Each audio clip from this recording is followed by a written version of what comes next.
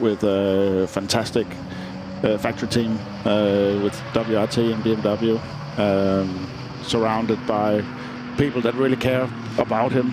The team boss, Vincent Voss, was my first teammate in Formula Ford. No way. Yeah, and first time Vincent, not the first time because he knew Kevin from when we started racing together. But there's a funny story. I think I was racing at Spa in F1, and we were staying at Vincent's place.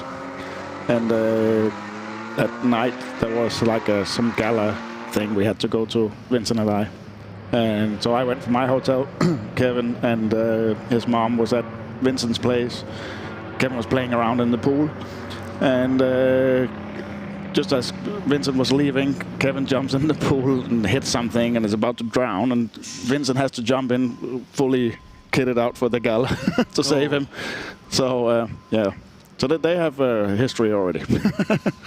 Uncle Vincent's looking after him. Yeah. Jan, thank you so much for coming in to see us. Thank you. It's a pleasure to meet you, actually. I've watched you race for so many years, and I can't wait to see you out in this Lola. Be great. Yeah. Be great race day. Good luck. Thank you very much. Thank you, Jan. Thank you. Jan Magnussen, if I listed off his achievements, the next 5 minutes of this race would go. He's got a job to do. He's got a Lola T70 to drive, a proper Le Mans legend, Corvette racing legend. And yeah, if you've never seen it, just type in YouTube Laguna Seca American Le Mans Series 2009 and enjoy 10 minutes of just racing Nirvana. You got a little bit of a flavour there from Jan of what that battle was like with Jörg Bergmeister in the Flying Lizard Porsche. So hopefully, with a bit of luck, we might get back to racing here after, unfortunately, had to pull out the safety car after the 360 Modena Ferrari of Joe McCarry has ended up in the gravel. And just after, again, curse of the commentator, just after saying that usually drivers can drive out of these gravel traps, one gets stuck in. It's typical, isn't it? But the safety car has pulled away, and Philip Kaduri, he's wanting to get on with it. And there is a couple of cars between him and Sebastian Glaser. He can get on with it and just try and make a breakaway here with just under 4 minutes to go here in this final Endurance Racing Legends race of the weekend. What has been just a brilliant weekend here at the Imola-Classic with Peter Otto. My first time at a Peter Otto event, and I'm just blown away. It's a wonderful, wonderful paddock here. And Philip Kaduri, he's gone. He's cue the Roadrunner sounds. He's off in that Ferrari F430, while meanwhile Sebastian Glaser just held up a little bit there. In fact, he's side by side with Pierre Herret. Pierre Herret in the Ferrari, looking up the inside here. He's going to make the move. Yes, he is. So Pierre Herret makes it a Ferrari 1-2, then goes past Sebastian Glaser for second position. Now, can Glaser fight back? Scooter Gable in there. Great drive from him in the BMW E36. Great to see it here. But out front, well, Philip Kaduri is marching off at the front of the field. Just under 3 minutes to go then. Pierre Herret is immediately put a couple of cars lengths into Sebastian Glaser. Meanwhile, we've got what looks like a early 2000s Carrera Cup race going on further deeper in the pack with the 996s. John Hindhaugh rejoins me after what was a most agreeable lunch. Had plenty of cup meats, very lovely in this part of the world. Tried some stuff I haven't tried before. It's very nice, very good. You have any of the chocolate pudding? No. You're an athlete, you see. No, I just can't process that at my age anymore. Neither can I, but it doesn't stop me. Fair point, well made. You'd maybe timed your lunch poorly, because we had Seb Perez. I know. And had a great chat with him, and then Jan Magnussen appears totally unannounced, so that was nice. We had a chat about Laguna 09. Oh really? Yes, I remember that. Yes, some great stories from there, and he's off now to get strapped into a Lola T70 to go and have some fun there. I suspect that we'll be speaking to him when he gets out of that car, if Bradders has got anything to do with it, because we just met him on the way out. I've had a lovely chat with Eric Cormas. Oh, about his Nissan? Yeah. How cool's that? It's very, very cool. Yeah. Which I didn't know was here, because I hadn't seen it in the garage, obviously. So just under a minute and a half left on the clock then. Philip Kaduri leading by 9.9 seconds from Pierre Herret, who's just got past Sebastian Glaser. Then it's Scooter Gable. Great run from Scooter, leading in his class in that ex-PTG BMW. A shame for Joe Macari ending up in the gravel, triggering that safety car. He's had a good weekend though. He's got a win under his belt in the MC12 yesterday, holding off a charging Sam Hancock in an MC12. In an MC12, you know, as we do.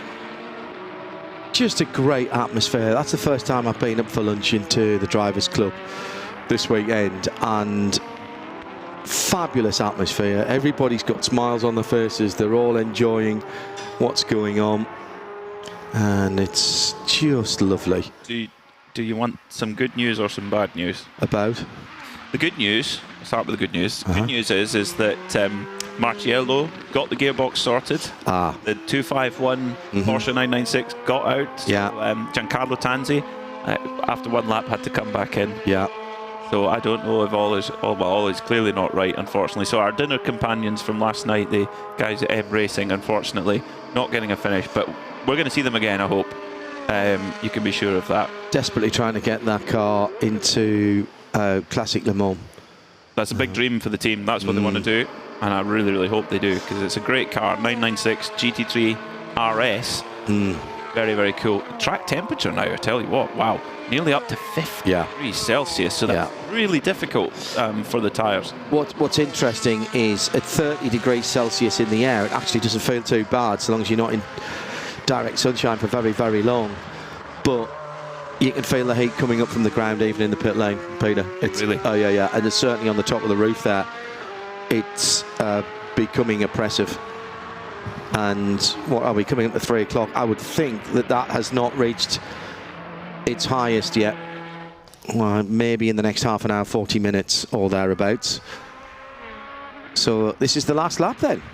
Philip Kaduri doing Philip Kaduri things. He is, yeah. Unfortunately, a mechanical problem for Marco Zanassi took him out of the lead. Really unlucky. But I think that, you know, it's a shame for Marco, but Philip's been on the case all the time, putting the pressure on, and his car's run beautifully. He's driven it beautifully, and he was certainly impressing Seb Perez with his driving exploits. And Seb's a good lad, isn't he? You may have to give Seb a drive in his Yost 962. We were talking about. He says, I've asked him several times if I can have a go in it. So maybe one day he'll get to. Round Ravazza then comes the Team Modena F430 of Philip Kaduri.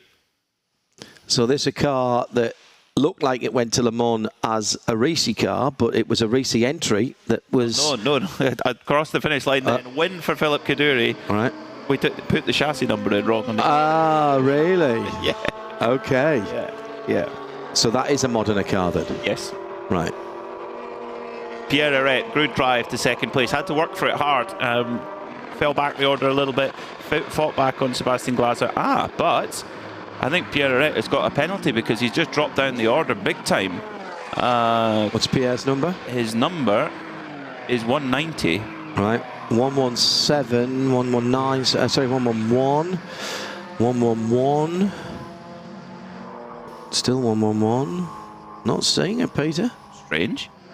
Well, he finished second on the road.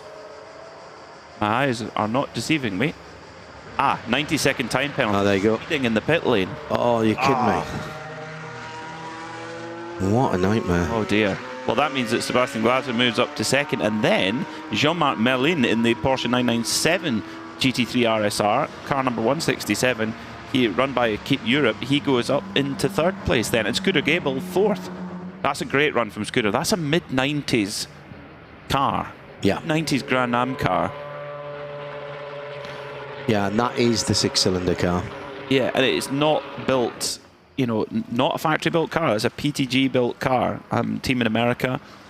So Tom Milner. Yeah. They were. It's not built in Munich. No. It was no, but they were actually off the back of that. Maybe they became the de facto team. They did run works drivers. Well, it's IMSA. I should say it right. It's IMSA GT wide body is what it is for, which became Grand Am when there was the split in American sports car racing. But debuted in 1997, that car. And some of the people that drove those M3 Z36s. I mean, Boris Said, John Paul Jr., Bill Oberlin, David Donoghue, Randy Popes, Mark Duez. Did Hans Stuck drive? He drove it in the ALMS. Yes, he drove pretty much every. I don't think there'll be many Works BMWs that he hasn't driven. You can pretty much say it's a little bit like the ex Eric Clapton Ferrari, the ex Hans Stuck BMW. Yeah. Trying to think who else would have been around in those days. I mean, Bill Oberlin was only just starting his career with BMW when I first went across there in 1998. Him and his dad were one of the first two people I met. Yeah. Dad, a very good photographer. And Tom Milner, by the way, Tommy Milner's dad, just in case you weren't aware of that, Tom Milner Senior, who was Team PTG, Prototype Technology Group, Tom had a career before he went into motor racing and was from Germany, hence the BMW connection, and worked in diplomatic circles, in fact. Big smiles for Philip Kaduri after that win with the... I love his helmet design, really, really cool there with the hints to Hong Kong, of course. And what I didn't notice about that car is that Pierre Herret, who finished second on the road, drove that car for Team Modena in period. What a nice connection. You think of Pierre Herret as a Porsche driver quite a lot, but of course did drive the Ferraris as well. So Philip Kaduri then winning the Endurance Racing Legends second race for the GT2s.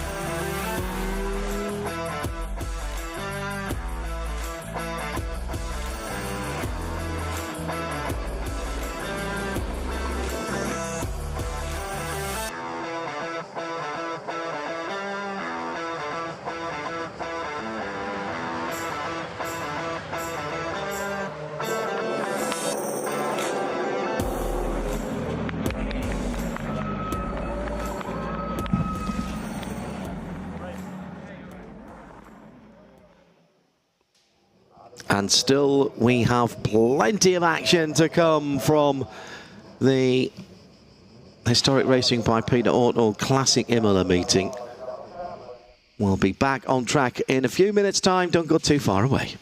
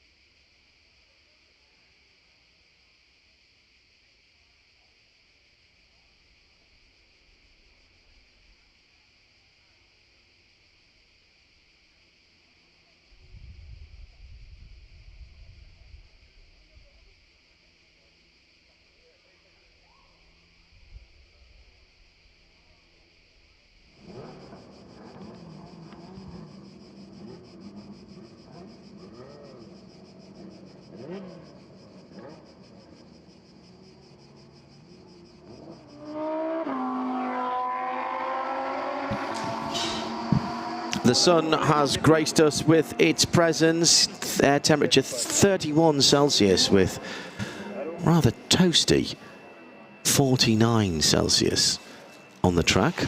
Good afternoon. John Hindhaugh from Peter Mackay with Joe Bradley down in the pit lane. And we should hear from Joe in this 1 hour race as well, because there's a few driver changes to take place. Second outing of the weekend.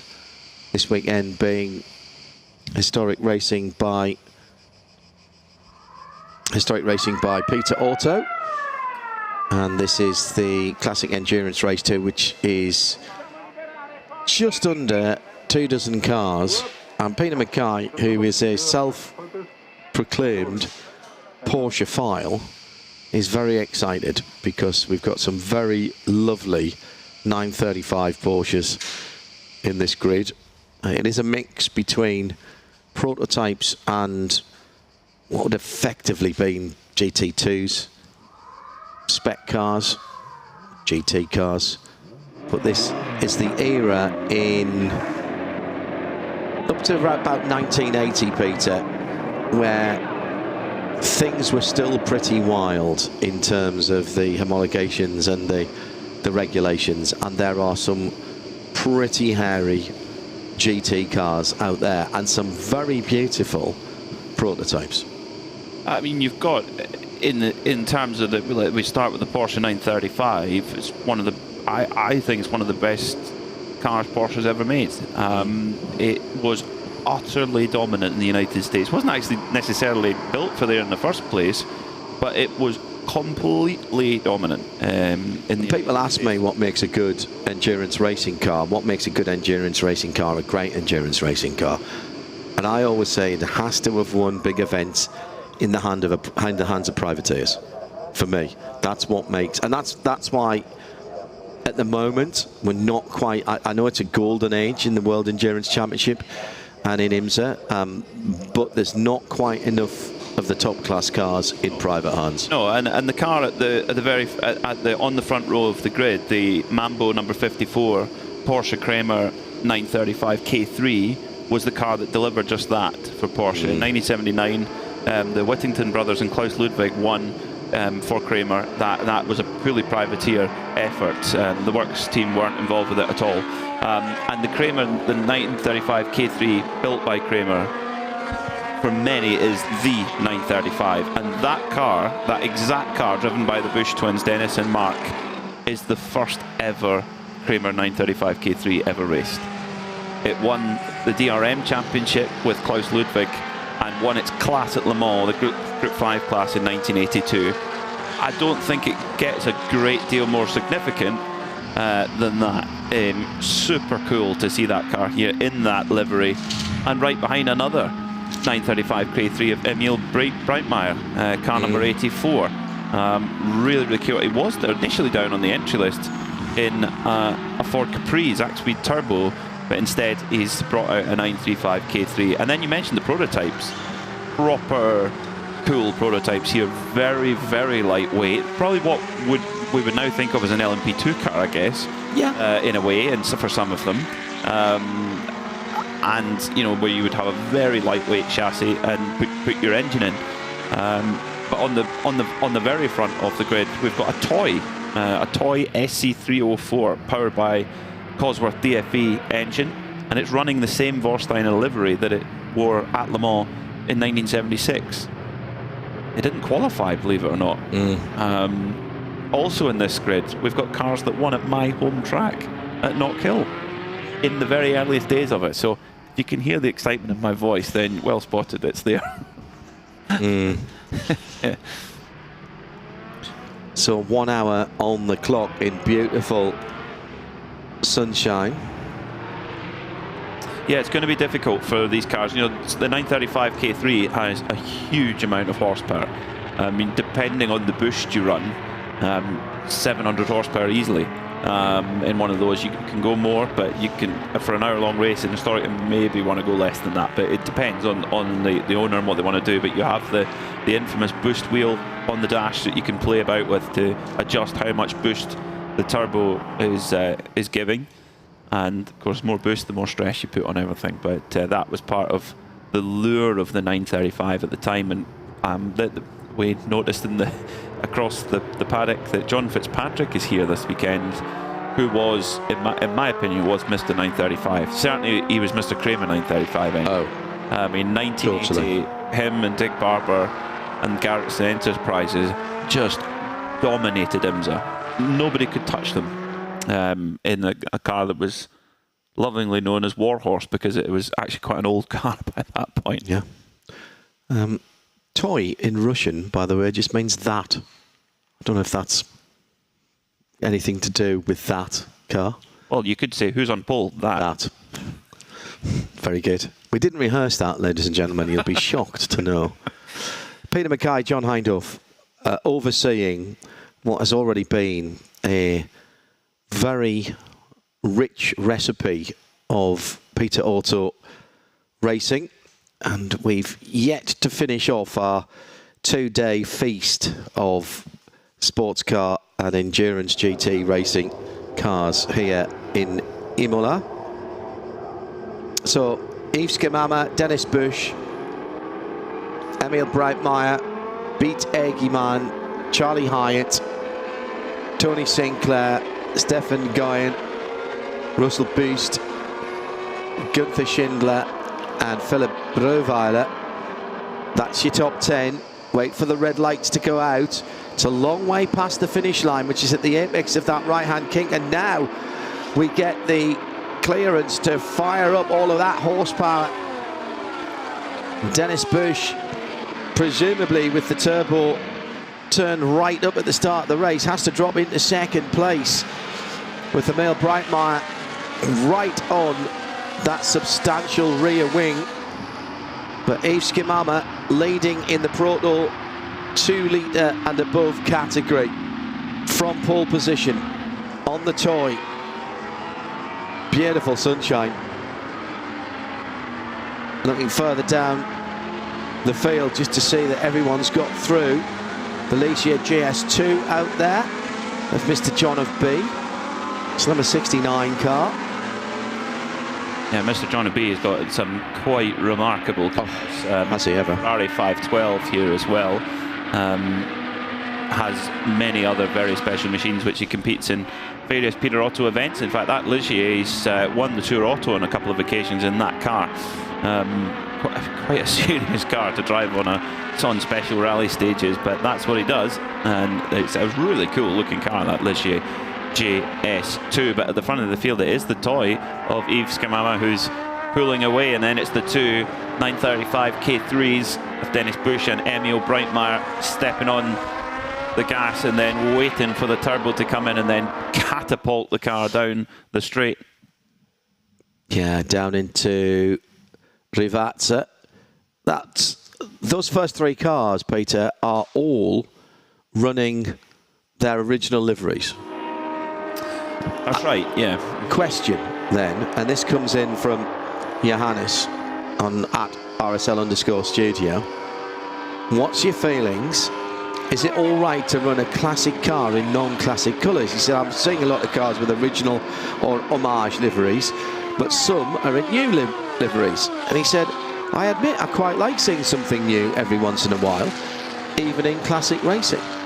Totally up to the owner. I think it's the owner brings the car for us to enjoy. It's a huge commitment. They run it exactly how they want, but most do run it in its exact livery. Often the reason why they own a certain car is because of the story behind it, and that story, it's a bit like having a book. You get a hardcover book and it has a dust sheet on it. Imagine taking the dust sheet off. You're not going to really know what's behind that book. You put the dust sheet back on, it's like, I know what we're looking at here. So, for example, the 65 Ferrari, the Rittberger Ferrari, is in the exact same livery that when it was new and when it was delivered to America. Yeah. Joe Bradley is in the booth for the time being before the pit stop start. Join in with that. Juan Gonzalez runs a Cadillac DPI, which stopped running in IMSA in 22. Right. 21. Yeah. Right. 21. Sorry, 22. You're right. Sorry, Yeah. 22 was the last season of DPI. So DPI's run with the HSR, and he runs his DPI Cadillac in Mission Foods, which is Juan Gonzalez's company. Yeah. And he has you see that perhaps when you see a car that only stopped racing contemporarily in its own, in the IMSA series in 22, it's not as stark as seeing, say, the toy in whatever colour you want. So I think it's fine, like Peter says. David McNeil ran a RS Spider in WeatherTech colours. That's right. Yeah.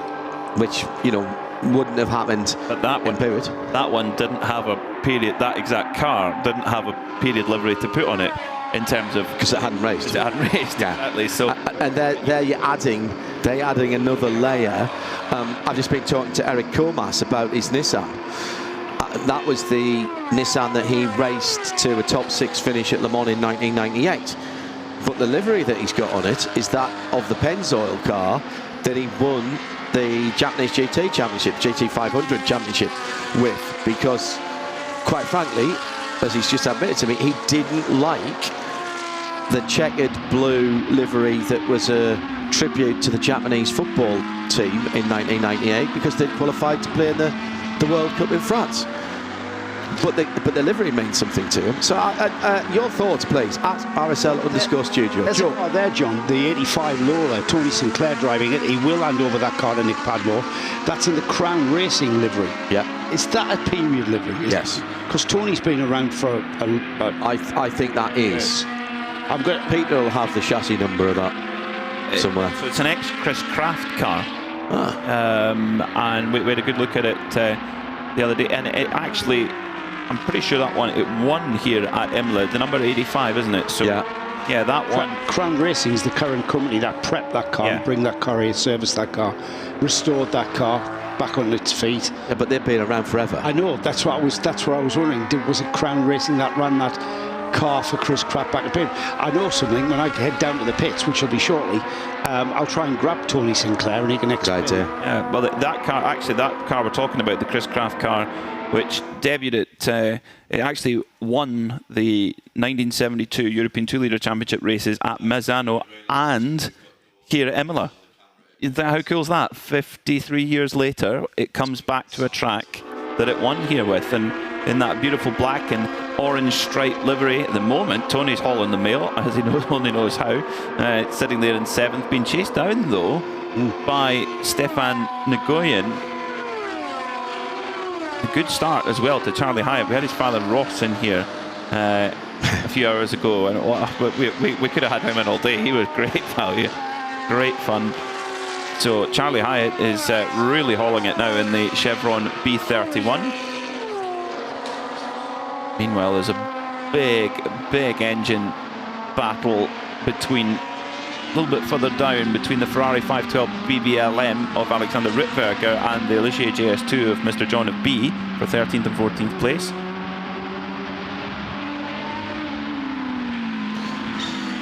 Gap not far at the front of the field though. Yves Skimama running in the prototype class, 3 seconds up the road from Dennis Bush, who leads in GT2. Chris Craft raced that car in period in that with the Crown livery. Hey. So Crown Racing has actually run that car since those times. Probably Tony was Tony was Jade. Tony created Jade, the little sports racer manufacturer. Built Ray Formula Fords.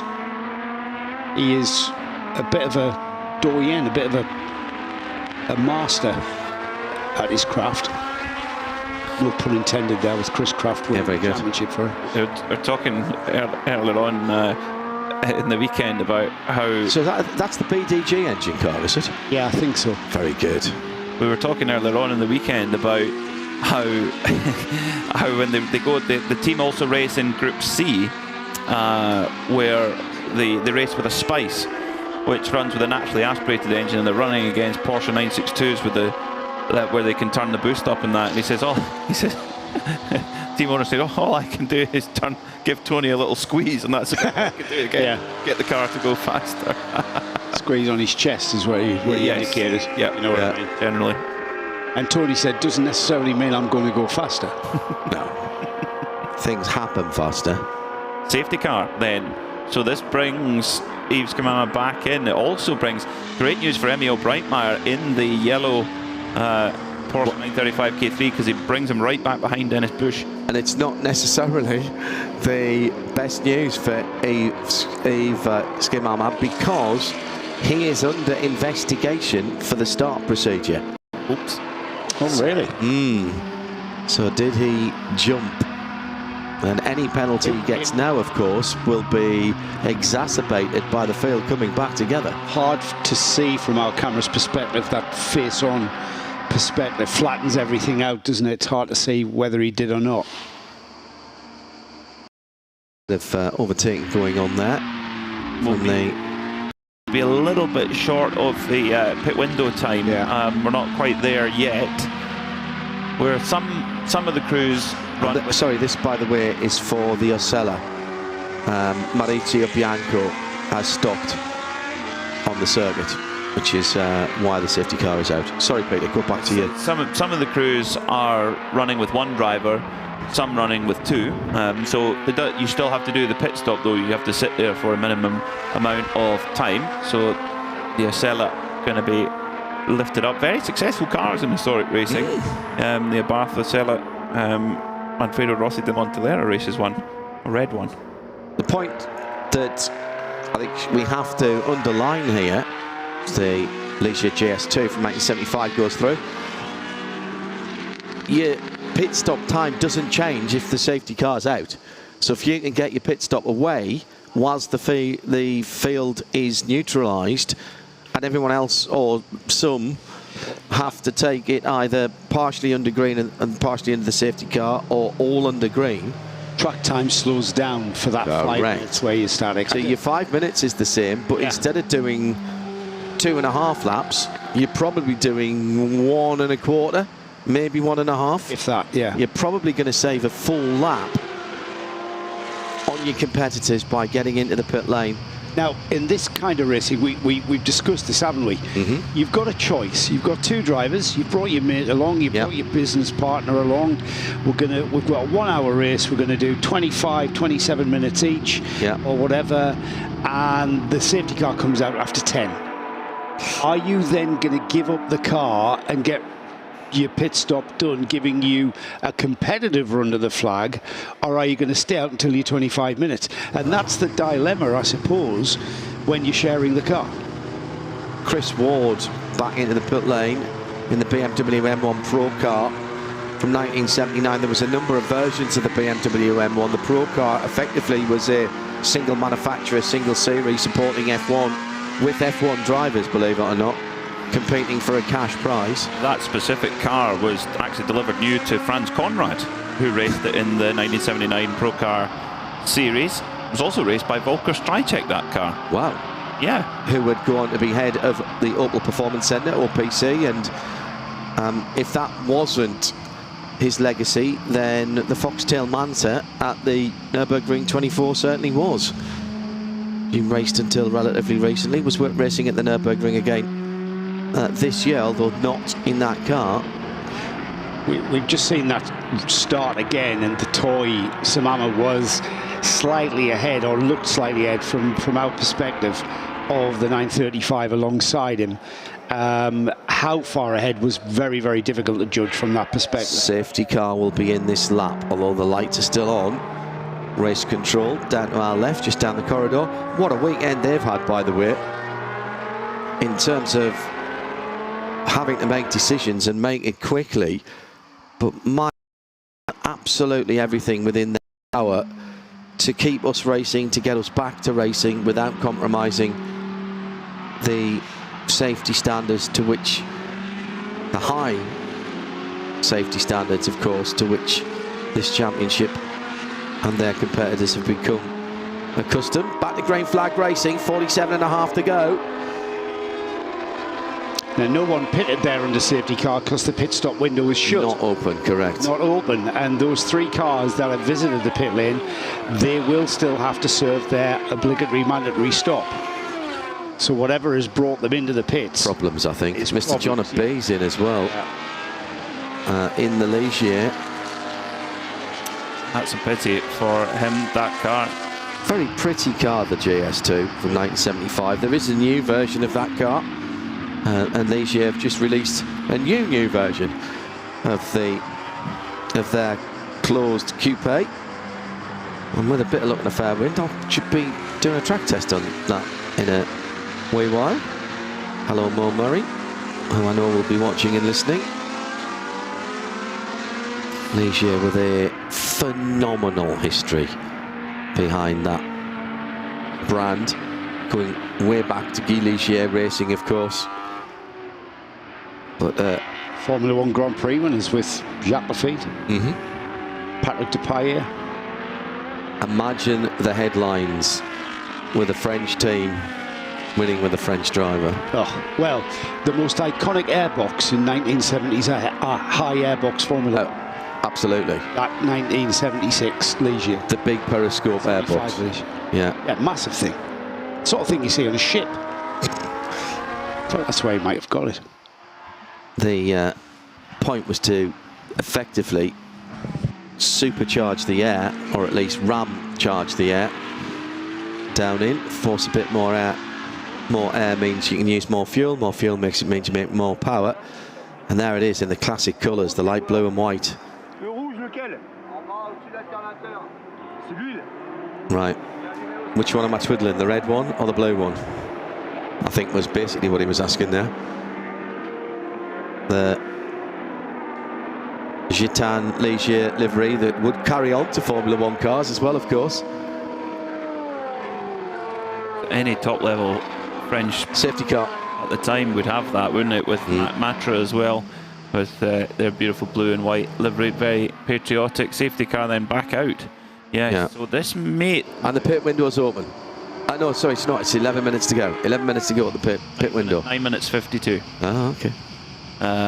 Left before the pit window opens. It's a shame they're not getting into a little bit of a rhythm here in this classic endurance racing, and when it's very, very hot.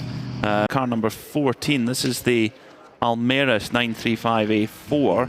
A car that's it's not a factory built car, if you like, as neither is the Kramer one, but a bit of barrier work to do, I think, unfortunately. So yeah, for that, it's Almeris started with RSR and then put their own bodywork on it. A very successful hill climb car, actually. That Almeris 935A4. Slightly narrower than the other 935s. Brought in by Claudio Radaro, who looked to be staying in the pit lane. He didn't look too concerned, actually. No, he's not getting out of the car. No. Mr. John B still in there. The BMW M1 Pro car that was being pushed back into the garage. So Chris Ward, not the. There's two Chris Wards in motorsport. Both are British. This is the taller of the two, the driver. He used to be our chief instructor at Rockingham Motor Speedway back in the day. Very decent pedaler, Chris, and has done a lot of work in this area. Oh, it's the Ferrari. The number 65, which has been ignominiously pulled backwards. It's the Alexander Rittweger car, the 512 BBLM 19. A very special car that was delivered new to Ron Spangler of Prancing Horse Farms Racing.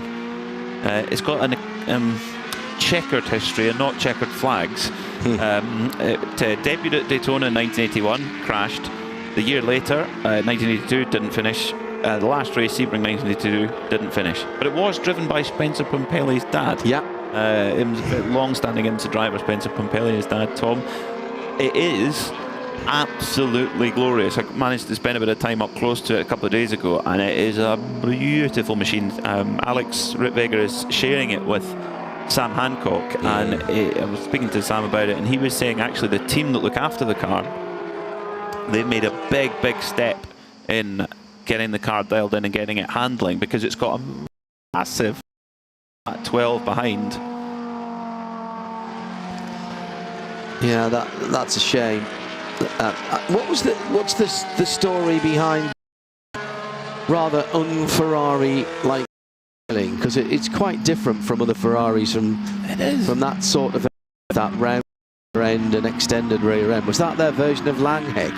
Well, I think it's more their interpretation of the Group 5 rules at the time. Ah, right, yes, Like, of course, where of course. You'd take a base car, which had, there are certain parts of the base car that you had to use, and then there was a lot of freedom. So the 935, of which we've got a few of them on the grid here, you had to start with the road car, and there was certain parts of it, and you think, well, okay, 935 based on a 911, why doesn't it have 911 headlights? Why doesn't it have the iconic circular front headlights? Because the fenders on a 935, in the rule book, the front fenders were free in the regulations. Yeah. So Norbert Singer came up with the idea to take them off and put the headlights in the front bumper, which gave the flat nose flat bow. Which was worth about was worth 4/10 of a second at Paul Ricard. So it was a significant improvement and it stayed on the car. But if you look at the back of any of the 935s out here, you can see the big box arches so that they could widen the track on the cars. But if we can get a shot of them going away from us, you'll see the original shape of the 911 underneath it, and that again was by regulation. You couldn't have anything over the doors, which is why the doors are always pinched in, and you'll see that on that blue Bush Brothers car, Bush Twins car. The safety car is coming in, so it did give a rather bizarre look to some of the cars, but I never have really got to the bottom of that Ferrari BB.